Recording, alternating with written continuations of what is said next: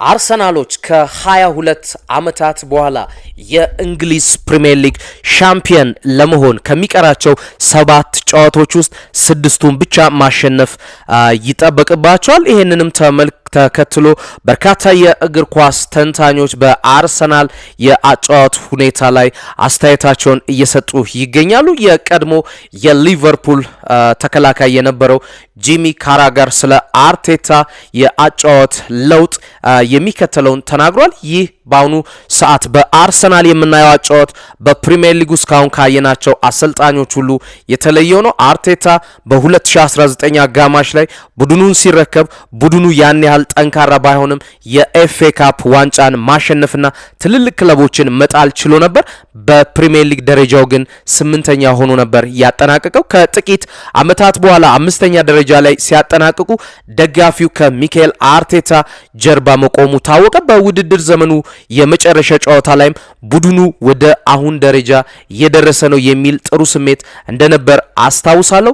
ከዛ በኋላ ባሉት 2 ዓመታት ውስጥ ግን ትልቅ ለውጥ መጣ። ሚካኤል አርቴታ መጀመሪያ ሲመጣ እኛ የፔፕ ጋርዲዮላ ተማሪ ነው፣ አርሰናልም ቤት ልክ እንደ ፔፕ ጋርዲዮላ ቆንጆ እግር ኳስ ይጫወታል ብለን ነበር። እንደ ክሎፕ ወይንም እንደ ፔፕ ጋርዲዮላ ያሉ አሰልጣኞች ከመጀመሪያው ቀን ጀምሮ ማንነታቸውን ያሳውቃሉ። አርሰናል 5ኛና 2ኛ የወጣባቸው አመታት ላይ የሚጫወቱት እግር ኳስ እጅግ ድንቅ ነበር። ነገር ግን ካለፈው አመት ጀምሮ አርቴታ ከአንድ አይነት ስታይል ወደ ሌላ ማለትም ወደ ሞሪኒዮ ስታይል ተቀይሯል። እኔ ላለፉት 2 አመታት አርሰናልንና አርቴታን በዚህ ስም ስጠራቸው ቆይቻለሁ። ነገር ግን ይህን የምለው እንደ ወቀሳ አይደለም። ሞሪኒዮና ጋርዲዮላ ባለፉት 20 ዓመታት ውስጥ እጅግ ውጤታማ የሆኑ ሁለት አሰልጣኞች ናቸው። ሁለቱም የየራሳቸው መንገድ አላቸው።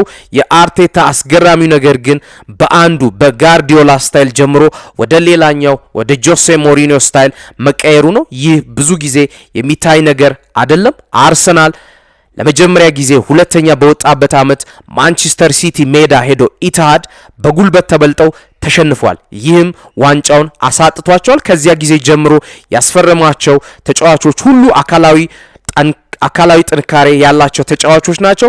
ክለቡን መጀመሪያ ሲረከብ እንደዛ አልነበረም። አሁን ግን ትኩረቱ በጉልበትና ጥንካሬ ላይ ነው ሲል ጂሚ ካራገር ለማይክል አርቴታ የጨዋታ ለውጥ የሚከተለውን አስተያየት ሰጥቷል። የቀድሞ የአርሰናል ሌጀንድ የሆነው ዳንኤል ቴሪ ሆነሪ እንዲሁ በሚካኤል አርቴታ የአጨዋወት ስታይል ላይ እንደ አርሰናል ደጋፊነቴ አዲሱን አጨዋወት የግድ መውደድ የለብኝም፣ ነገር ግን በእርግጠኝነት አከብረዋለሁ። ከ22 ዓመት በኋላ ሊጉን እናሸንፋለን እያልኩ አይደለም፣ ነገር ግን በምንም መንገድ ቢሆን ውጤቱ እስከመጣ ድረስ የሚካኤል አርቴታን ውሳኔዎች አከብራለሁ። እኔ የምወደው እናቴ ወይም አባቴ የሚወዱት ነገር እዚህ ጋር ዋጋ የለውም። እኛ ሚካኤል አርቴታን የጠየቅነው የድል መንገድ እንዲፈልግልን ነበር፣ እሱም አድርጎታል። ነገሩ እንደዚህ ቀላል ነው። እኔ ሊጉን ማሸነፍ ነው የምፈልገው። 22 ዓመታት ሙሉ ጠብቀናል። ለረጅም ጊዜ የአርሰናል ልጆች ተብሎ ሲታሙ ቆይተዋል። መሪነታቸውን ማስጠበቅ የማይችሉ በጉልበት የሚበለጡ ተብለዋል። ታዲያ በመከራ ማሸነፍ ይችላሉን?